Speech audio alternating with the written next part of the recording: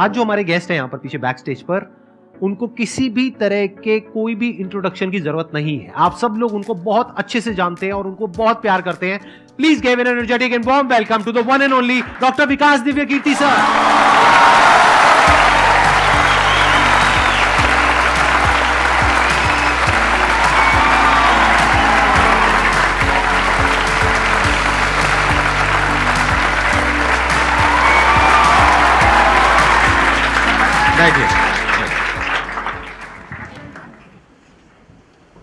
मैं सबसे पहले आपको धन्यवाद देना चाहता हूँ धन्यवाद आपका आने के लिए। Thank you so much. क्योंकि जब से मैंने सीरीज शुरू करी है तब से हमारे कमेंट सेक्शन में कोई भी एक भी ऐसा वीडियो नहीं है जहां पर आपका नाम ना लिखा हो।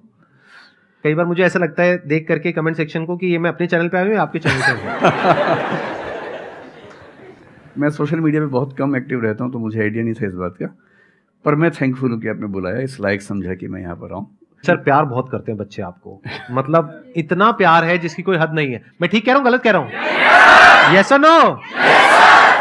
सो अब आप लोग जो चाहे जैसे चाहे इनसे क्वेश्चंस पूछ सकते हैं। सर लाइफ में जब भी कोई सिचुएशन आती है कि जिसमें दो रास्ते, एक प्रैक्टिकल और एक इमोशनल, तो बैलेंस आउट कैसे करना है? इमोशनल और प्रैक्टिकल में हमेशा विरोध नहीं होता है, कभी कभी साथ भी चल सकता है। और सिर्फ इमोशनल कुछ नहीं होता, सिर्फ प्रैक्टिकल कुछ नहीं होता, प्रपोर्शन का डिफरेंस होता है।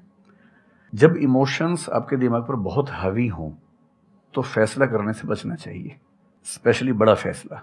छोटा तो ठीक है कि आपके दोस्त ने कहा कि दोस्त नहीं एक फिल्म देखेगा मेरे साथ, आप इमोशनल हो जाके देख ली फिल्म, क्या हो गया, कोई नुकसान नहीं होगा।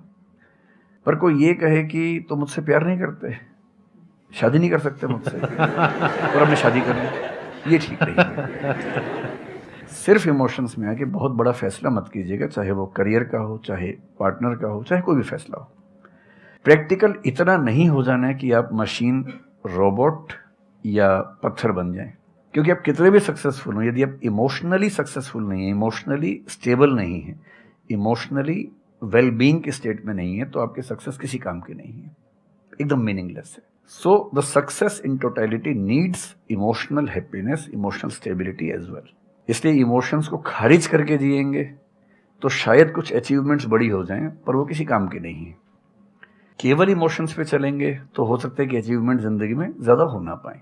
तो बैलेंस की बात है। और सबसे अच्छा तरीका है, जब बहुत इमोशंस हो, इंटेंसिटी बहुत ज़्यादा हो, सिर्फ एक तरीका मैं जो अपनाता हूँ, उस क्षण में फैसला नहीं करना है। कुछ भी हो, कोई कितना भी प्रेशराइज करे, सिर्फ इतना बोलिए कि मैं 24 घंटे बाद बताऊंगा आपको, थोड़ा सोचूंगा इस बारे में। और यदि आपने उस मोमेंट से खुद को बाहर निकाल लिया तो फिर आप डिटैच होकर देख पाएंगे और थोड़ा सा प्रैक्टिकल एलिमेंट भी रहे, इमोशनल एलिमेंट भी रहे, वो फैसले सबसे अच्छे रहेंगे लाइफ के लिए। मैं आपको एग्जांपल से बात समझाता हूँ। ऐसे लोग जो तैयारी कर रहे थे, अफेयर में थे, एक का सिलेक्शन हो गया, अब उसके सामने क्राइसिस ये है, स्पेशली किसी लड़की का हो गया, लड़के का नहीं हुआ। अब हमारी सोसाइटी में ना, लड़की ऊंचे पद पे हो, लड़का ना सफल हुआ हो तो बड़ा मुश्किल है सोसाइटी में, उनको शायद दिक्कत नहीं है। अब वो लड़की प्रैक्टिकल नहीं है कि मैं तुमसे शादी करूं, ये कह के अगर हट जाती है और शादी करती है किसी ऐसे व्यक्ति से जो बहुत सफल है। I know many such people personally, मैं नाम नहीं बोल सकता किसी का। मैंने जनरली पाया है कि वो लोग लाइफ में बहुत फ्रस्ट्रेशन में रहे बाद में, क्योंकि सफलता के नाम पर, प्रैक्टिकल होने के नाम पे ऐसे व्यक्ति को चुना जिसके साथ वो रह नहीं सकते ठीक से। और मैं ऐसे कई लोगों को जानता हूँ जो IAS बने, IPS बने, जिनको करोड़ों रुपए के दहेज के ऑफर्स आए, साफ ठुकरा के कहा कि मैं जिंदगी एक ही व्यक्ति के साथ गुजार सकता हूं जो मेरे साथ है, और हैं, बहुत खुश हैं। अब कोई कह सकता है उनके परिवार में कि इसने प्रैक्टिकल फैसला नहीं किया, इमोशनल फैसला किया, पर अल्टीमेटली किसी चीज की वैल्यू क्या है? आपकी लाइफ बेहतर हो। यूट्यूब पे जिसके 1 लाख भी सब्सक्राइबर्स होते हैं वो मोनेटाइज करता है, 1 लाख क्या जब मिनिमम हो सकता है, खूब पैसा कमाते हैं, ब्रांड प्रमोशन करते हैं, साबुन तेल बेचते हैं बीच बीच में। आपका चैनल तो शायद देश में सबसे बड़ा चैनल है, आप चाहें तो कितना नहीं कमा लेंगे। मुझे कुछ दिन पहले एक एजेंसी के लोग मिले जिन्होंने बताया कि इनकी जैसी ख्याति है उस लेवल पर महीने में कोई 5-10 करोड़ भी कमाना चाहे तो कमा सकता है आराम से इस यूट्यूब चैनल से। तो मैंने पूछा कि वो कौन सी चीज़ है जो आपको इतना मजबूत बनाती है कि आप नहीं इस रास्ते पर जाते। मैं वो जानने में इंटरेस्टेड हूँ।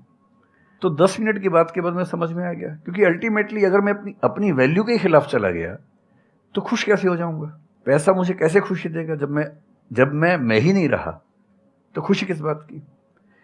इसलिए इतना प्रैक्टिकल मत होना कि अपनी माँ के, पिता के, भाई बहन, दोस्त, जो प्रेमी प्रेमिका है, उनके इमोशंस के साथ खेलने लगो। इतना प्रैक्टिकल कभी मत होना, इतना इमोशनल मत होना कोई आपको बेवकूफ़ बना सके, बात बात पर बेवकूफ़ बनाता रहे। और बैलेंस जिंदगी जो है ना, वो मध्य मार्ग में है, जिंदगी एक्सट्रीम पे नहीं है, मध्य में है। तो प्रैक्टिकल और इमोशन का बैलेंस रखिए, लाइफ बढ़िया होगी।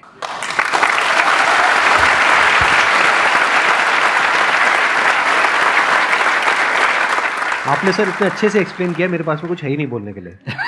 यूजुअली मेरे पास में कुछ होता है ऐड करने के लिए, लेकिन आपने पूरा ही उसका ऐसा निचोड़ निकाल दिया। आपने YouTube पे इतना बोला कि सच में नहीं बचा होगा आपके पास। 6-7 साल पहले की बात है, मेरी एक स्टूडेंट थी जो सुसाइडल टेंडेंसी की शिकार थी उस समय। उसके घर में कुछ ऐसी ट्रेजेडी, उसकी मदर की डेथ हुई थी, और एक ऐसी ट्रेजेडी जो बहुत ही रेयर किस्म की ट्रेजेडी है, जो शेयर करना ठीक नहीं है यहाँ। तो वो मेरे पास आई और मुझे लगा कि आज मैं पहली बार किसी ऐसे व्यक्ति से बात करूं जो डिप्रेशन में है और सुसाइड कर सकता है अगले 1-2 दिन के अंदर अंदर। अब मैं परेशान था कि मैं कैसे मैनेज करूं, और मुझे मोटिवेशन की ऐसी जानकारी उस समय तो बिल्कुल नहीं थी, बाद में थोड़ा बहुत पढ़ा। तो मैंने उससे कहा कि अच्छा तुम घर जाओ, मैं कुछ देखता हूँ। फिर मैं घर गया, नेट पे सर्च करना शुरू किया। करते करते मुझे आपका एक वीडियो मिल गया, अनस्टॉपेबल, शायद कुछ आपने एक वो बनाया था उस समय।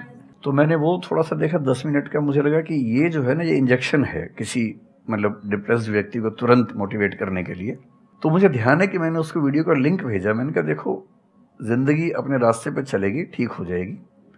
जब जब मूड ऐसा हो, बहुत डिप्रेसिंग हो, सुसाइडल मन करे, उस समय वीडियो देखना ध्यान से, और कम से कम उस बुरे फेज से बाहर निकल जाओगी। और फिर मैंने वो वीडियो अपने फैमिली में भी 2-3 बच्चों को भेजा, जो बच्चे उस क्राइसिस में होते थे। तो मैं बहुत थैंकफुल हूँ उन सब बच्चों की जान बचाने में, क्या बात कर बड़ी भूमिका है। Thank you so much sir, it means a lot to मी।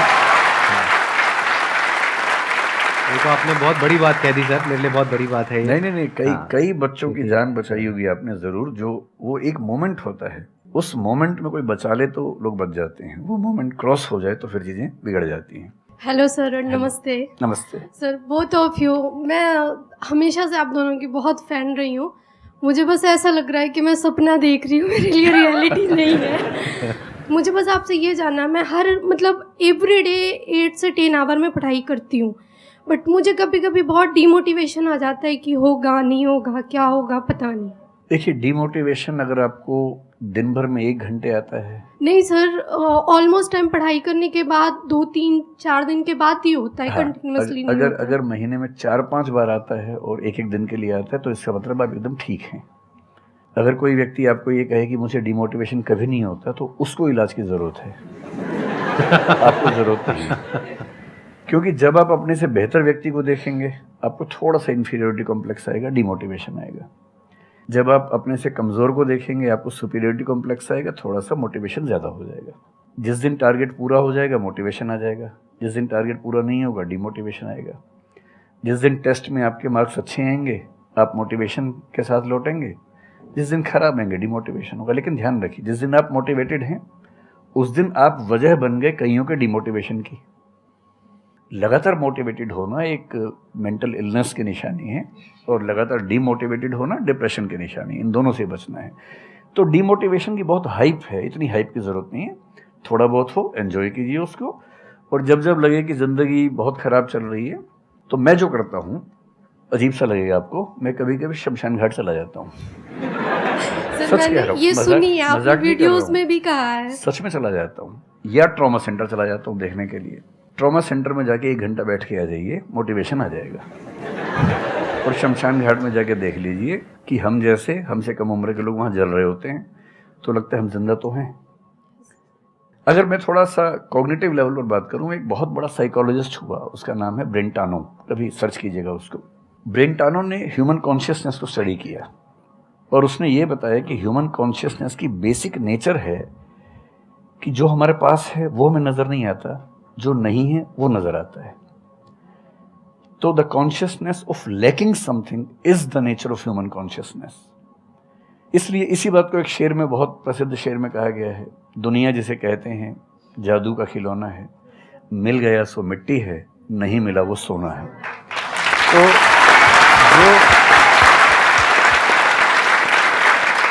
तो जो आपको नहीं मिलेगा ना, हमेशा बड़ा होकर दिखेगा, जो मिलेगा छोटा हो जाएगा।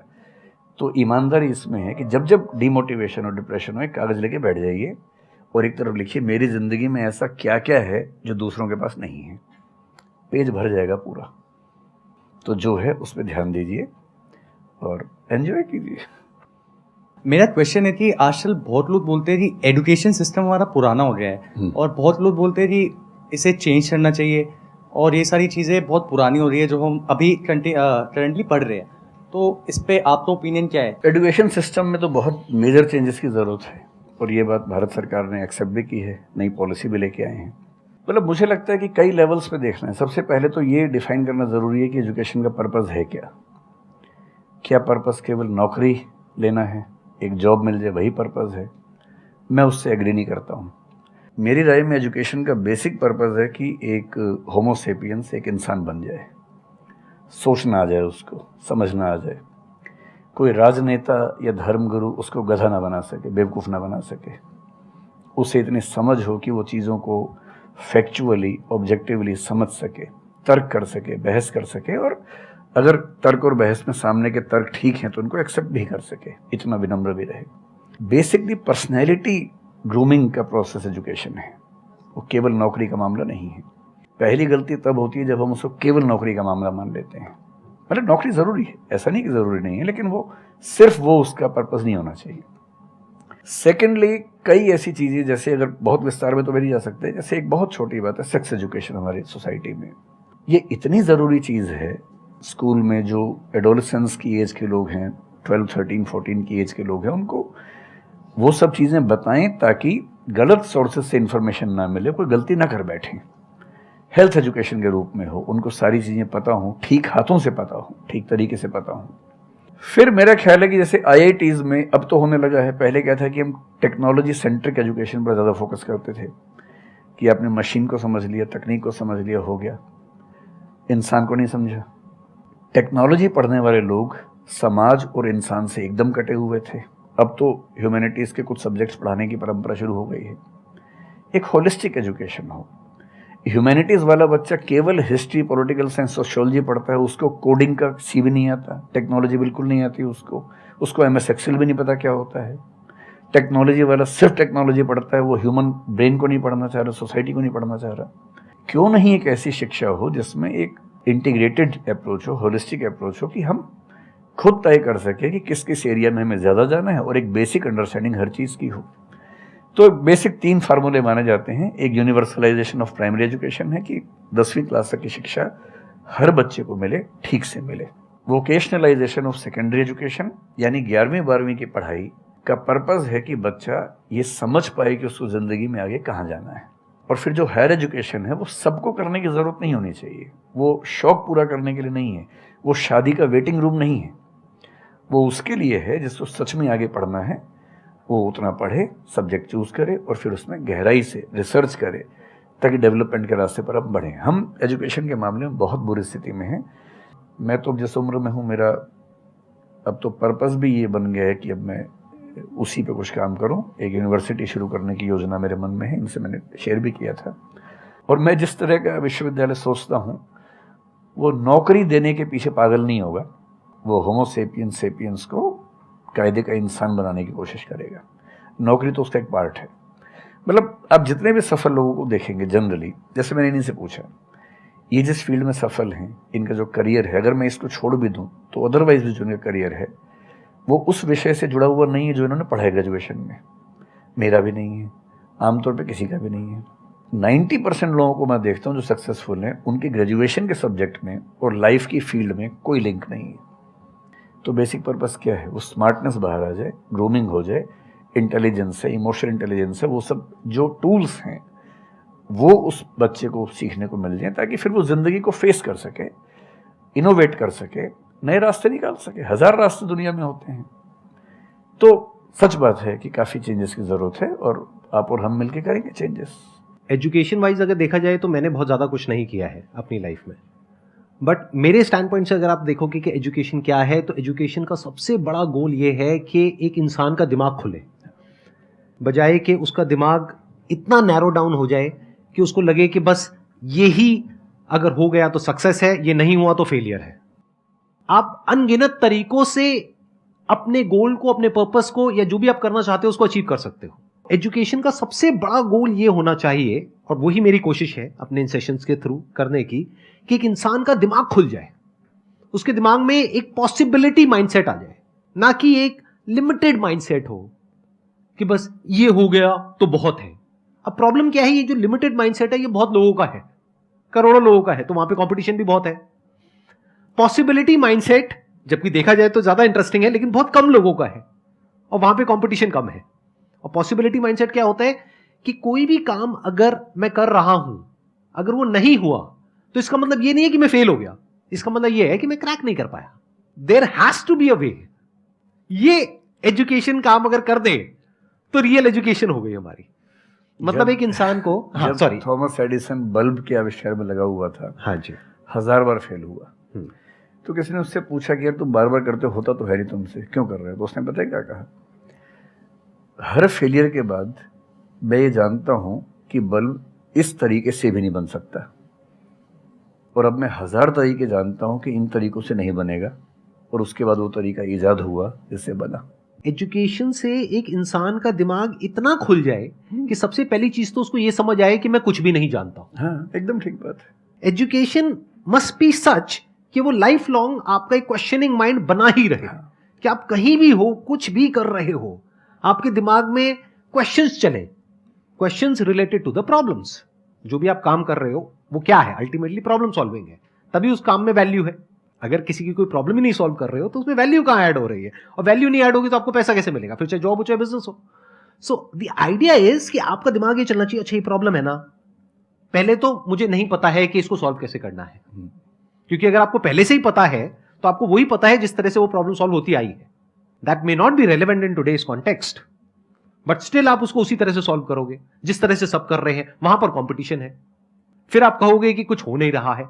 सो द आइडिया इज कि पहले तो ये प्रॉब्लम है जो मुझे अच्छे से समझ आई, मैंने इस पे फोकस किया, अब इसको सॉल्व करने के इन्फिनिट तरीके हैं, एक रास्ता नहीं है, बहुत सारे रास्ते हैं, मुझे पता नहीं है। This is the goal of education, कि मुझे नहीं पता है लेकिन पता किया जा सकता है। This is another goal of education. उसमें से कुछ तरीके काम करते हैं, कुछ नहीं करते हैं, यह भी हमको क्लियरली पता होना चाहिए। मतलब your personality must be dynamic, it must not be static. जैसे मैंने देखा है बहुत लोगों को जो मुझे मिलते हैं, कुछ लोग हैं उसमें से जो, जैसे मैं सर से मिला अभी ऑफ कैमरा, हम लोग बैठे हुए थे, डिस्कशन कर रहे थे, तो it was a great experience sir, आपके साथ में बैठ करके जिस तरह से, जिस ठहराव से सर बात कर रहे थे, जिस तरह से चीजों को सुन रहे थे, समझ रहे थे, और मैं क्वेश्चंस पूछ रहा था, ये मेरे से क्वेश्चंस पूछ रहे थे, तो there was a conversation which was going on.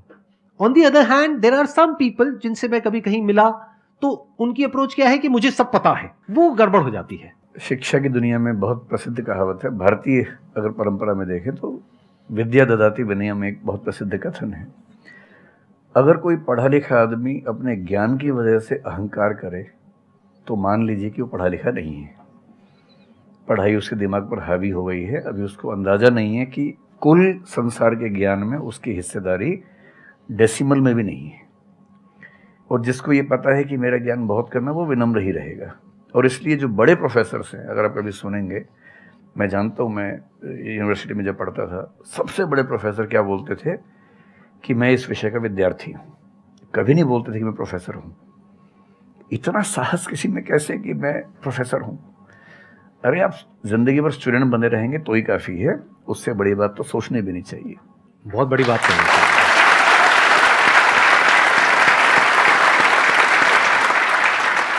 मतलब कि एजुकेशन का गोल आपको प्रोफेसर बनाना नहीं है, आपको स्टूडेंट बनाना है।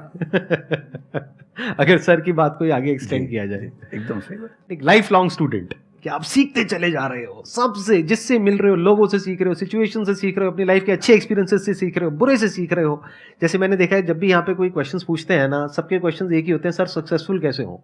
कभी मैंने आज तक ये क्वेश्चन नहीं सुना किसी का भी जो इससे बड़ा क्वेश्चन है, जो आप रिलेट कर जाएंगे कि सर सक्सेस हमारा दिमाग खराब किस तरीके से करती है, या सक्सेस का क्या माइनस पॉइंट है। सही बात। सक्सेसफुल होने से बड़ा है मीनिंगफुल होना, सार्थक होना। सफल होना छोटी बात है, सार्थक होना ज्यादा बड़ी बात है।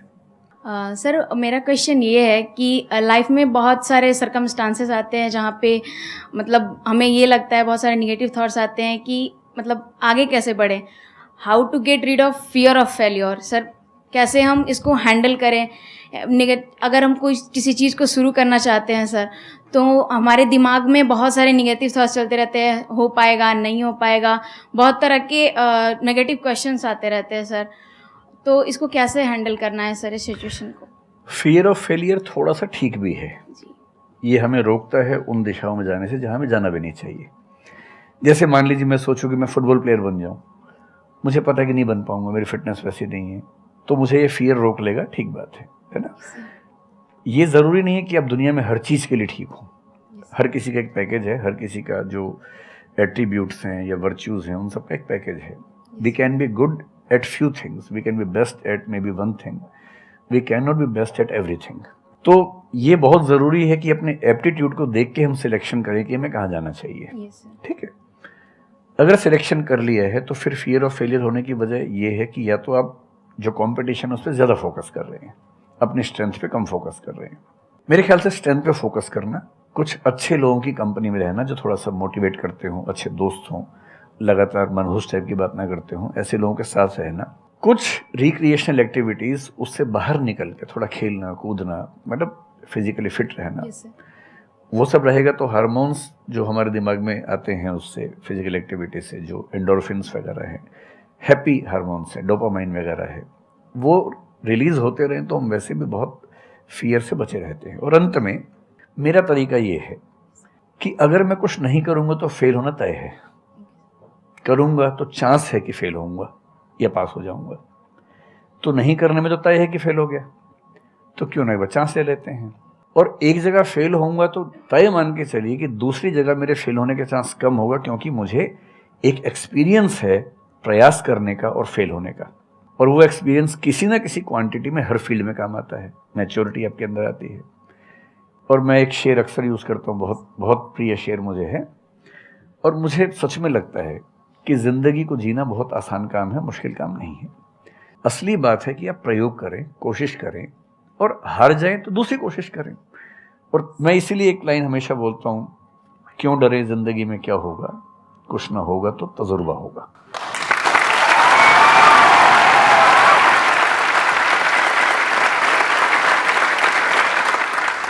मुझे भी सर के जैसे मोटिवेशनल स्पीकर बनना है सर, पर मैं ये सोचती हूँ कि अगर मैं वीडियो बनाऊँगी, कंटेंट बनाऊँगी, तो संदीप सर को छोड़ के या फिर बहुत बड़े बड़े मोटिवेशनल स्पीकर्स हैं उनको छोड़ के मुझे देखेगा कौन। मतलब ये मेरे अंदर थॉट्स आते हैं कि अभी मेरा मतलब मैं 19 ईयर की हूँ, तो मैं जब वीडियो कंटेंट बनाऊँगी तो मैं कुछ, मुझे ऐसा मतलब मेरे अंदर ये थॉट है कि मैं कोई बड़ा आदमी नहीं हूँ या फिर कुछ बड़ा नहीं हूँ, तो मैं ये वीडियो कैसे डाल सकती हूँ, लोग क्या सोचेंगे कि मतलब तू ये तो खुद कुछ नहीं है और लोगों को मोटिवेट कर रहा है, ऐसा मेरे अंदर थॉट आता है। पहले या तो कुछ कर लीजिए ज़िंदगी में, उसके बाद मोटिवेट कर लीजिए। और नहीं तो मोटिवेशन एक पूरी साइंस है, साइकोलॉजी से जुड़ी साइंस है, उसको ठीक से पढ़ के रिसर्च करके उससे बात कीजिए। शुरू में तो जब इन्होंने भी शुरू किया होगा, कहाँ शुरू में लोग जानते होंगे, बड़ी लंबी स्ट्रगल होती है, किसी भी फील्ड में इतनी लंबी स्ट्रगल है। देखिए जो आदमी सफल है ना, आप ये जो हमारा वर्तमान है ये ऐसे ही नहीं बन गया है। हर सफल आदमी का एक बहुत लंबा अतीत होता है जिस पर नज़र किसी की नहीं होती है। और बशीर बद्र ने एक बड़ी गहरी बात कही थी, ये फूल मुझे कोई विरासत में मिले हैं, तुमने मेरा कांटों भरा बिस्तर नहीं देखा।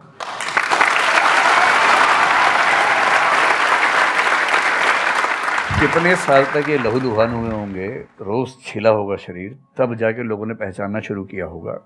लगातार काम करने से, जिसको कंसिस्टेंसी कहते हैं, परसिवियरेंस कहते हैं, बात बनती है, आपकी भी बनेगी। मैं तो कई ऐसे लोगों को जानता हूँ जिन्होंने एकदम स्क्रैच से शुरू किया और उसके बाद वो टॉप पे पहुंचे। आपने अपने क्वेश्चन में दो बातें टच करी, एक कि आपको मोटिवेशनल स्पीकर बनना है, एक है कि फियर ऑफ फेलियर है। एक तो ये फियर ऑफ फेलियर को हटाइए, अगर आपको मोटिवेशनल स्पीकर बनना है तो अपने माइंडसेट को रखिए एक्सपेरिमेंटल माइंडसेट। आप ये समझिए life is like an experiment. एक साइंटिस्ट का माइंड कैसा होता है, वो ये थोड़ी ना सोचता है कि मैंने ये एक्सपेरिमेंट किया, ये फेल हो गया तो क्या होगा। उसको पता है failure is the part of success. जब तक 20-30 बार, 50 बार, 100 बार कोई एक्सपेरिमेंट फेल नहीं हुआ, इसका मतलब वो कुछ नया ट्राई नहीं कर रहा, इसका मतलब वो तो रिपीट कर रहा है। जैसे स्कूल में बच्चे करते हैं लेबोरेटरी में कि बुक में देखा बस उसको कॉपी किया, तो दोनों में फर्क हो गया ना। एक है कुछ नया डिस्कवर करना, कुछ नया क्रिएट करना, एक है जो क्रिएट हो चुका है उसको रिपीट करना। तो you are talking about becoming a motivational speaker. तो अगर आप मेरे जैसे बनेंगे तो कोई क्यों देखेगा आपको? आपको तो अपने जैसा बनना पड़ेगा ना। तो अब उसमें क्या करना पड़ेगा? अब आपको क्या पता कि आपके अंदर ऐसा क्या है जिसको लोग देखना चाहें? उसके लिए तो एक्सपेरिमेंट करना पड़ेगा, ट्राई करना पड़ेगा। एक तरह से आप वीडियो बना के डालोगे, कोई नहीं देखेगा। दूसरी तरह से बना के डालोगे, कोई नहीं देखेगा। फिर तीसरी तरह से, फिर चौथी तरह से। हो सकता है 6 महीने बाद, 1 साल बाद, 2 साल बाद जा करके कहीं थोड़ा सा कुछ ऐसा क्लिक हो जाए जो हो सकता है आपको लग रहा था कि शायद ये नहीं होगा और वो क्लिक हो जाए। बट ये सब होता उसी के साथ में जो कुछ कर रहा होता है, जो कुछ ट्राई करता है।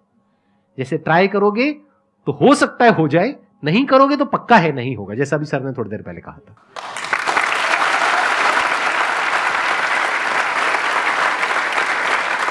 Thank you so much sir यहाँ पर आने के लिए।